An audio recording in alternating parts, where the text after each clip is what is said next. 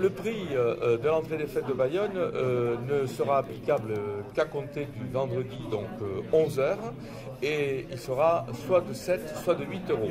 C'est actuellement quelque chose qu'on doit encore caler au regard des nouvelles dépenses de sécurité que nous devons assurer, puisque cette année, alors même que dans les cours des dernières années, nous avons dû dépenser 400 000 euros de frais supplémentaires pour la sécurité, eh bien cette année, c'est près de 500 000 euros qu'il faudra ajouter pour assurer une sécurité qui ira jusqu'à la fouille des sacs, puisqu'effectivement, nous aurons, comme on le fait d'ailleurs à l'entrée des aéroports, éventuellement ou d'autres lieux, eh bien des fouilles de sacs qui pourront être réalisées, bien sûr, lorsque des personnes seront en possession de sacs importants. C'est des mesures que les autorités vous imposent?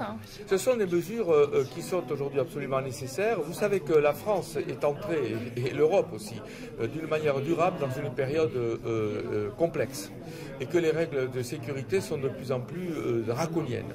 Et ces règles-là, nous voulons bien évidemment les respecter, parce que nous cherchons aussi, quand nous avons la responsabilité en mer, à la responsabilité, y compris sur le plan pénal, de l'organisation des fêtes de Bayonne.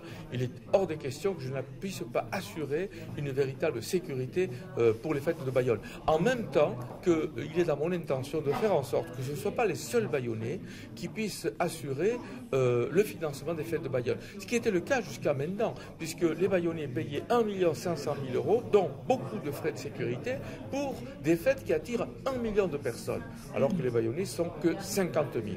Ne pas prendre cette décision de rendre les fêtes de Bayonne payantes, est-ce que ça remettait en cause ces festivités? Écoutez, je pense en effet qu'aujourd'hui, et d'ailleurs mes collègues d'autres villes qui organisent des manifestations de même ampleur se posent la question dans les mêmes termes. C'est qu'effectivement aujourd'hui, si on veut permettre aux fêtes d'être pérennes, eh bien il faut qu'elles soient sécures. Et pour qu'elles soient sécures, il faut forcément mettre en place des mesures de sécurité qui sont nécessairement coûteuses. Je rappelle que la ville de Bayonne paye près de 400 personnes pendant 5 jours pour assurer, avec une société privée, la sécurité des fêtes. Ces moyens-là viennent en s'ajouter aux forces de l'État, gendarmerie, police nationale, protection civile. Enfin, nous avons plusieurs milliers de personnes qui assurent la sécurité des fêtes. Et tout ceci a nécessairement un coût.